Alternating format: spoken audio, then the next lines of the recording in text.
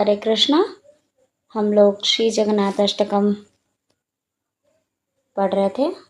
उसमें हम इस तरीके से पढ़ रहे थे जैसे कि श्री चैतन्य महाप्रभु जगन्नाथपुरी में भगवान श्री जगन्नाथ के सामने जाकर जो बोलते थे, मतलब ये श्लोक बोलते थे, तो जो उनका भाव था, वो जिस तरीके से श्री जगन्नाथ जी से बोलते थे, हम उसी को याद करके पढ़ रहे हैं। मतलब वैसे ही हम पढ़ रहे हैं कि श्री चैतन्य महाप्रभु क्या बोल रहे हैं, हम वैसे ही पढ़ रहे हैं।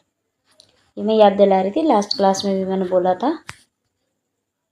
तो यहाँ पे अब श्री चैतन्य महाप्रभु बोल रहे हैं, भुजे सेव्य वेणु शिरसि शिखि पिच्छम कटी तटे दुकूलम नेत्रांते सहचर कटाक्षम विदधते सदा श्रीमद् वृंदावन वसति लीला परिचय जगन्नाथ स्वामी नयन पथगामी भवतु में। मतलब भुजे सेव्य वेणु, अब बोल रहे हैं चैतन्य महाप्रभु कि कृष्ण सुंदर रूप का वर्णन कर रहे हैं इस बारे में कि भुजा सेव्य वेणु, मतलब उनके बाएं हाथ में कृष्ण ने, मतलब कृष्ण के बाएं हाथ में वेणु को पकड़ रखा है। और कभी कभी भगवान दाएं हाथ में भी पकड़ते हैं, कभी बाएं हाथ से पकड़ते हैं तो कभी दाएं हाथ से। तो वेणु बाएं हाथ से पकड़ रखा है। और शिरसि शिखि पिच्छम, मतलब भगवान के सिर पर क्या है, मोर पंख। तो मोर को शिखी क्यों कहते हैं? देखिए, मोर के ऊपर ना एक शिखा जैसा होता है, मतलब दो निकले टाइप का, आप पिक्चर्स में देख सकते हैं, इसलिए शिखा कहते हैं। और पिच्छी मतलब पंख। और कटी तटे मतलब कमर में, कमर पे दुकुलम मतलब कपड़ा। कैसा कपड़ा? पीताम्बर। अब पीताम्बर का रंग क्या होता है? सुनहरी रंग के, थोड़ा मोल्टन गोल्ड जैसा। और मोल्टन गोल्ड रंग किसका है? चैतन्य महाप्रभु का, राधा रानी का। तो अब भगवान कृष्ण को हर समय किसको याद करते हैं? वो हमेशा राधा रानी को याद करना चाहते हैं, इसीलिए वो हमेशा पीताम्बर कपड़ा पहनते हैं। कभी कभी लोग अजीब सा क्वेश्चन करते हैं कि मोरपंख ही भगवान क्यों धारण करते हैं, कबूतर का क्यों नहीं? तो हर चीज के पीछे बहुत सारा कारण होता तो है, पर हमें सारे कारण नहीं पता होता है। मुझे जहाँ तक पता है, मोर एक बहुत पवित्र पक्षी है। मोर ऐसा पक्षी है कि उनमें मैथुन नाम का कोई चीज़ नहीं होता, वो बिना मैथुन के रहते हैं। हाँ, तो अब वो प्रोड्यूस कैसे करते हैं? तो करते हैं जैसे कि वो जो मोर होता है, मोर जब मोर को गर्भवती होना होता है, तो मोर के जब आंसू निकलते हैं तो उसको मोरनी पी लेती है और तब वो गर्भवती हो जाती है। तो इस वजह से वो प्रोड्यूस भी हो गया और वो पवित्र का पवित्र ही पक्षी रह जाता है, इसीलिए ठाकुर जी को पसंद है उसका पंख। अब ये भी एक रीज़न है कि मोर जो है कृष्ण को आते हुए देखते हैं और नाचने लगते हैं। मोर देखिए बादल देख करके नाचते हैं, तो जब कृष्ण आते हैं तो लगता है कि बादल आ रहा है, क्योंकि उनका रंग ऐसा है। वो भी कैसा बादल? बारिश का बादल। और जब कृष्ण वेणु बजाते हैं तो उनको लगता है कि बारिश हो रही है, इतनी मधुर होती है।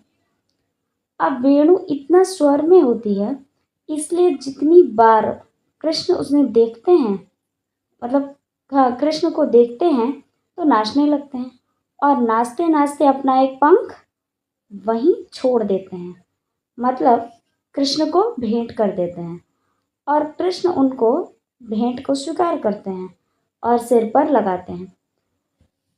अब देखिए, एक पक्षी को भी पता है कि भगवान को देना चाहिए, लेकिन हम मनुष्य होकर भी भगवान से सिर्फ लेना चाहते हैं, देना नहीं चाहते। उनको कुछ भी नहीं देना चाहते। एक पक्षी सोचता है कि क्या दे दूँ, और मनुष्य सोचता है क्या ले लूँ भगवान से, क्या मांग लूँ। देखिए, हमारी जो भावना है भगवान से लेने की, वो क्यों है? हमारी अज्ञानता के कारण। और ज्ञान कौन दे सकता है? श्रील प्रभुपाद जी जैसे साधु पुरुष। हमारा जीवन भी एक मोर जैसा है। जब ग्रीष्म काल होती है, मतलब गर्मी के दिन होते हैं, तो मोर दुखी सा रहता है। अब हम दुखी कब रहते हैं? लेकिन जब बारिश आती है तो नाचने लगता है। उसी तरह हमारा जीवन भी दावानल की तरह जलता रहता है, दुखी रहता है। कभी आध्यात्मिक, कभी अधिदैविक, कभी भौतिक दुखों से तपते रहता है। लेकिन बारिश कब आती है हमारे जीवन में? जब जब कोई साधु पुरुष आके क्या करता है? बारिश करता है, मतलब दया करता है, भक्ति देता है, भक्ति के बारे में बताता है। मतलब श्रील प्रभुपाद जी, वैष्णव या भक्त, कोई ना कोई हमें बताता ही है, तभी हम जान पाते हैं। तो ये जब ये भी हमारे लाइफ में आते हैं तो हम पर बारिश करते हैं। ठीक है। नेक्स्ट है नेत्रांत सहचर कटाक्षम विदधते। विदधते। अब नेत्रांते मतलब भगवान की जो आंखें हैं, वो उसमें क्या दिखाई दे रहा है? तो भगवान की आंखों में सहचर मतलब जो भगवान के साथ चलते हैं, वो कौन चलता है साथ में? तो गोपालक, गाय, उनके नेत्रों में हमेशा दिखाई देती हैं, जो उनके साथ चलते हैं। मतलब भगवान की आंखों में भक्त दिखते हैं और भक्तों की आंखों में भगवान दिखते हैं। देखिए, नेत्रांते मतलब भगवान का जो सुंदर नेत्र है, हमेशा उनमें गोप सखा दिखते हैं।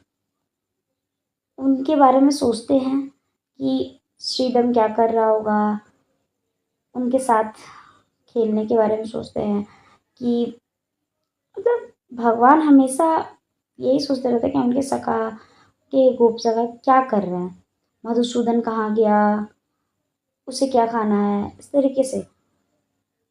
तो ये सारे बालकों के बारे में, मतलब गोप सखाओं के बारे में सोचते रहते हैं। अब भगवान जब वृंदावन में चलते हैं, तब ये सारे भगवान के साथ साथ चलते थे। अब भगवान रुक जाते थे तो सारे रुक जाते थे। ऐसा कोई नहीं था जो भगवान के आगे चलता था, क्योंकि अब आगे चलेंगे तो कृष्ण तो दिखेंगे नहीं। तो भगवान के सब बराबर चलते थे साथ में। अब सब साथ में इतने सारे गोप सखा, गाय सब चलेंगे तो स्पेस चाहिए ना, क्योंकि हम जो सोच रहे हैं कि 10, 20, 50, 100 गोप सखा होंगे, कुछ गायें होंगी, तो ऐसा नहीं है। हाँ, बहुत ज़्यादा थी।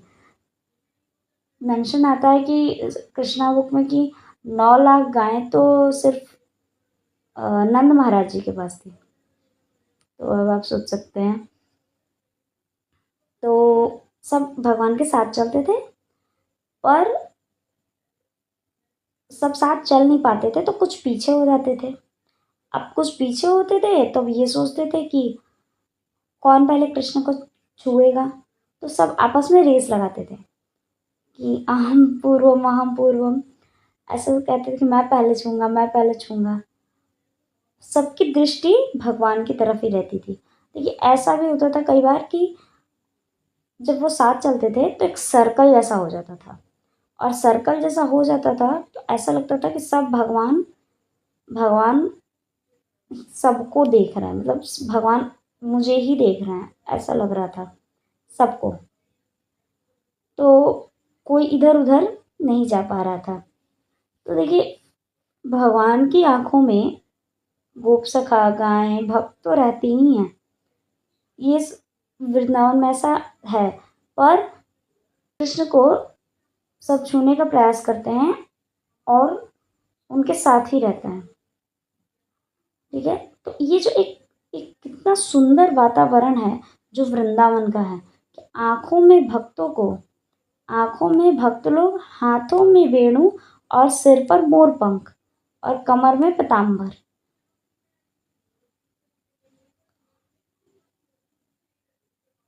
उसके बाद है, उसके बाद बोल रहे हैं चैतन्य महाप्रभु, सदा श्रीमद् वृंदावन वसति लीला परिचयो। भगवान वृंदावन में ही रहते हैं। भगवान ने तो वचन दिया था ना कि मैं वृंदावन से बाहर नहीं जाऊंगा कभी। वसति लीला परिचयो मतलब भगवान के बारे में मैं जब बात करते हैं तो पक्का है कि वृंदावन की लीलाओं के साथ में जोड़ते हुए बात करते हैं, ये सिद्ध है। कृष्ण मतलब वृंदावन बिहारी। तो जिनका परिचय वृंदावन के लीलाओं से दिया जाता है उसे श्री कृष्ण, श्री जगन्नाथ जी के को मेरी प्रार्थना है कि श्री जगन्नाथ स्वामी नयन पथगामी भवतु में मेरे ऐसे भगवान मेरे नयनों के पथ में रहिए। और भगवान के जो भक्त होते हैं वो एक मिनट के लिए भी भगवान से दूर नहीं रह सकते। वो भगवान की विस्मृति एक क्षण के लिए भी नहीं चाहते। नेक्स्ट श्लोक।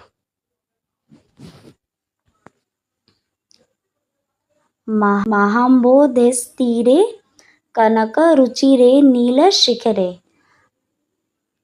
वसन प्रसादांता सहज सबल भद्रेण बलिना सुभद्रा मध्यस्था सकल शुभ सेवा व सरदो जगन्नाथ स्वामी नयन पथगामी भवतु। महाम्बोध, महाम्बोध मतलब समुद्र, समुद्र मतलब महासमुद्र। नीलांचल, नीलांचल धाम कैसा है? महासमुद्र के तीरे, मतलब अभी जो वृंदावन में कालिंदी तीरे की बात हो रही थी, अभी नीलांचल धाम में आ गए हैं। यहाँ तुम कैसे आए हो? तो बोलते हैं समुद्र के तीर के पास में जो कनक रुचिर, ये जो नील शिखर है ना, नील पर्वत, वो देखने में कैसा लगता है? तो गोल्डन कलर, एकदम कनक रुचिर इस तरह से चमकता है जैसे सोने का शिखर हो। महाम्बोध तीरे कनक रुचिर नीला शिखर है, उस तरह के नील शिखर पर पे हो। वसन मतलब तुम वहाँ रहते हो। वसन माने बस जाना। किसके साथ? सहज बलभद्रेण बलिना, तुम्हारा जो बड़ा भाई है और जो बहुत बलशाली है उसके साथ तुम वहाँ हो। और बीच में कौन है? सुभद्रा मध्यस्था, सुभद्रा बीच में बैठी है। तुम्हारा भाई जो बहुत बलशाली है समुद्र के तीर के पास नील शिखर के ऊपर सोने जैसा चमकता हुआ है। मतलब बैक टू नीलाचल आ चुके हैं भगवान। श्री जगन्नाथ जी के सामने खड़े हुए कह रहे हैं कि उसके साथ बाद में कहते हैं तुम यहाँ क्यों आए हो, यहाँ तुम्हारा क्या काम? तो वृंदावन में खुश तो थे, तो तुम यहाँ क्यों पहुँच गए? तो बता रहे हैं सकल सुर सेवा अवसर दो, सेवा का अवसर देने के लिए तुम आए हो, क्योंकि वृंदावन में तुम्हारे पास किसी का सेवा लेने का वक्त नहीं था। तुम बहुत बिजी थे माखन चोरी, गोप सखाओं के साथ खेलने में, गोचारण करने में, गोपियों के साथ लीला करने में, कभी कालिया का में पे नाचने में, यमुना जी में स्नान करने में तुम्हारे पास समय नहीं था। तो वृंदावन में टाइम ही नहीं था तुम्हारे पास कि किसी के सेवा ले सको। तुम बहुत बिजी थे, इसीलिए कहा जाता है कि सेवा लेने के लिए कहाँ आते हो तुम? यहाँ श्री जगन्नाथ जी का में आते हो, श्री जगन्नाथ जी के रूप में आते हो। अच्छा, क्या किए हो तुम? आके खड़े हो गए हो, आओ मुझे सेवा करो, तुम खिलाओ मैं खाऊंगा, इस तरीके से जितना खिलाना है खिलाओ। जितना दर्शन करना है दर्शन करो, क्योंकि बंद नहीं होता टेम्पल। इसलिए लिखा है कि सेवा अवसर देने के लिए तुम यहाँ बैठ गए हो। किसको दोगे सेवा का अवसर? सुरा, सुरा मतलब सुरा मतलब देवता, सुरा मतलब देवता, देवता मीन्स भक्त भी, मतलब जो अच्छे होते हैं, तो जिनका दिल अच्छा है, गुड सोल्स। तो अच्छे लोग इक्वल भक्त। जो भक्त हैं उनकी सेवा लेने के लिए तुम यहाँ आए हो, तो भगवान सेवा का अवसर देने के लिए यहाँ खड़े हुए हैं। देखिए, जगन्नाथ जी पूरी धाम में एक विशेष महत्व है। हर एक धाम में हर एक ऐश्वर्य प्रकट होता है, पर ऐसा नहीं होता कि एक ही हर एक धाम में एक ही ऐश्वर्य रहता है। नहीं, ऐश्वर्य तो सारे रहते हैं, लेकिन एक ज़्यादा उसकी अधिकता होती है। जैसे कि अब द्वारका की बात करें तो वहाँ ऐश्वर्य लीला है। द्वारकाधीश के रूप में बिल्कुल भगवान बहुत अच्छे अच्छे तरीके से डेकोरेट किए हुए रहते हैं, गहनों से और सब कुछ से, खूबसूरत मुकुट के साथ।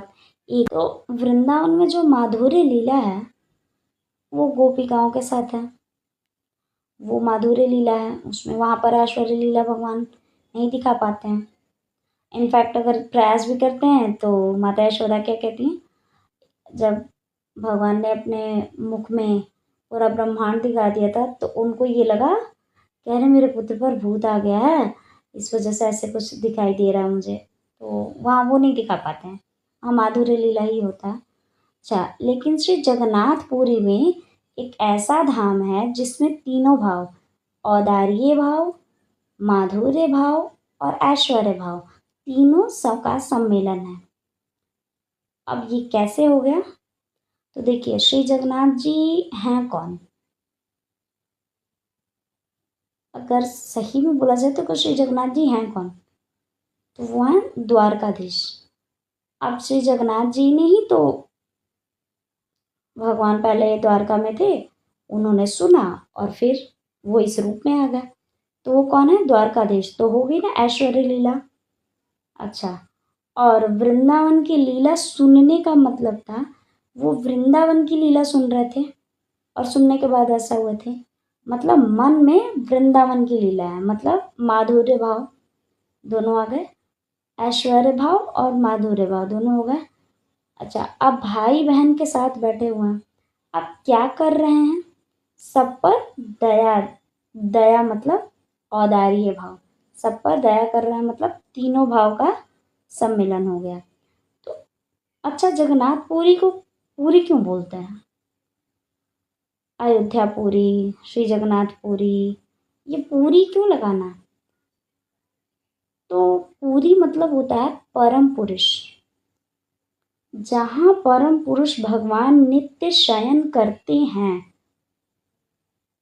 नित्य रहते हैं, सेवा लेते हैं, उसे पुरी कहते हैं। अब कह सकते हैं कि माधवेंद्र पुरी क्यों है, तो आप ये भी कह सकते हैं कि ओके है, तो कोई गलत नहीं है।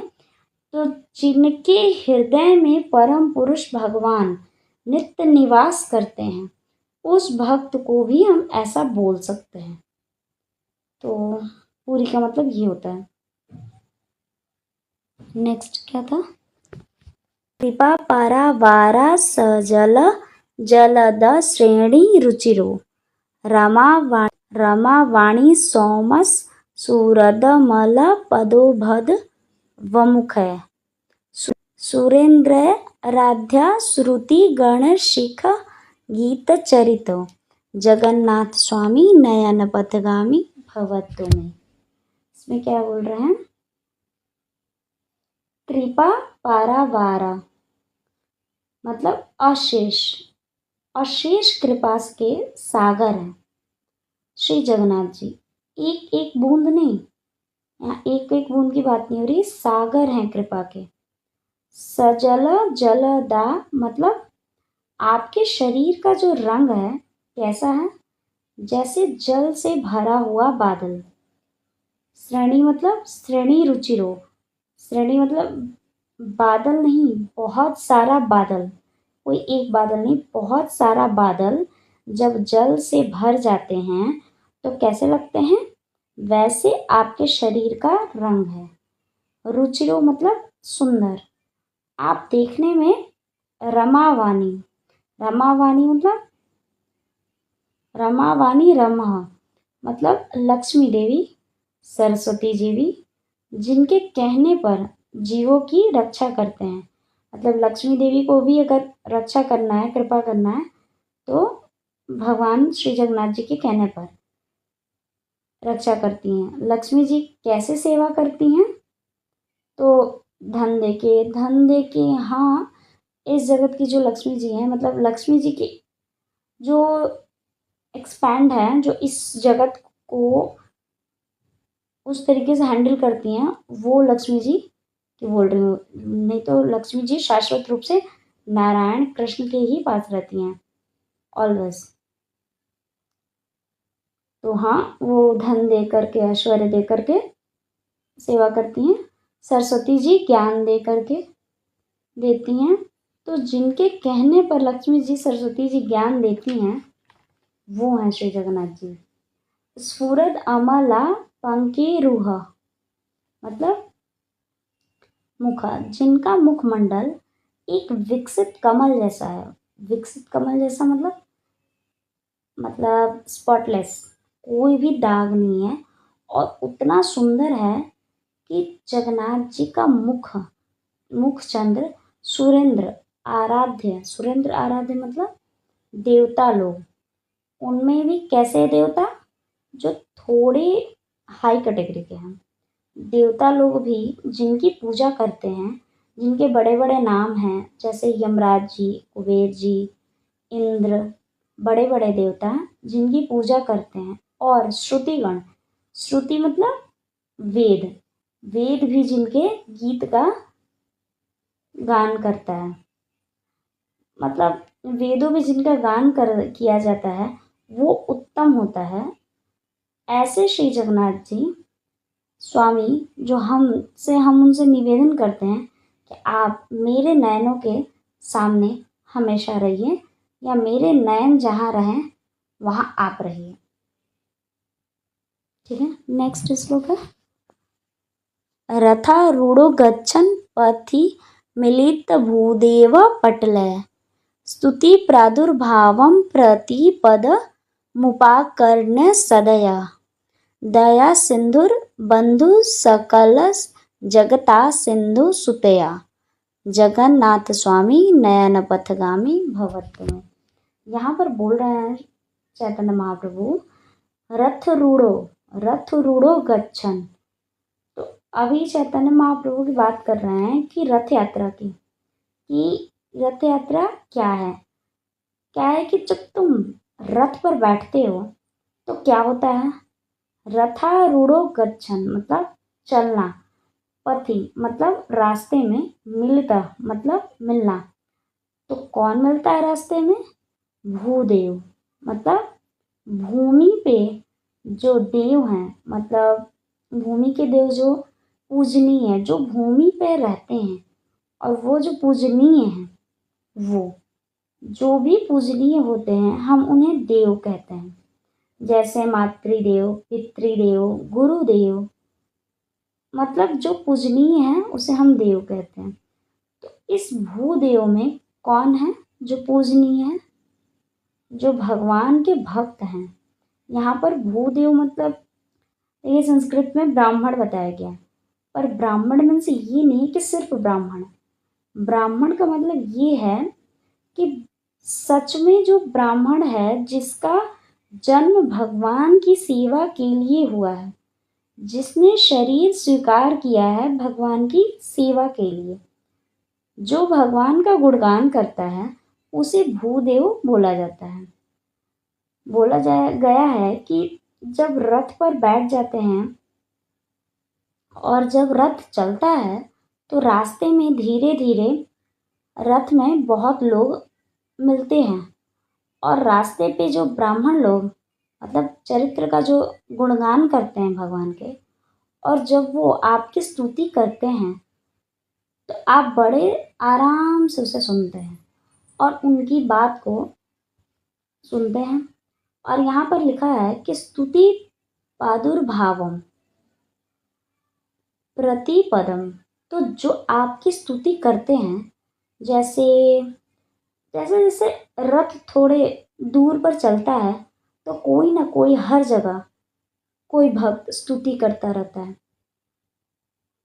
तो अब चलता है तो कोई ना कोई हर जगह भक्त स्तुति कर रहा है, तब आप क्या करते हो?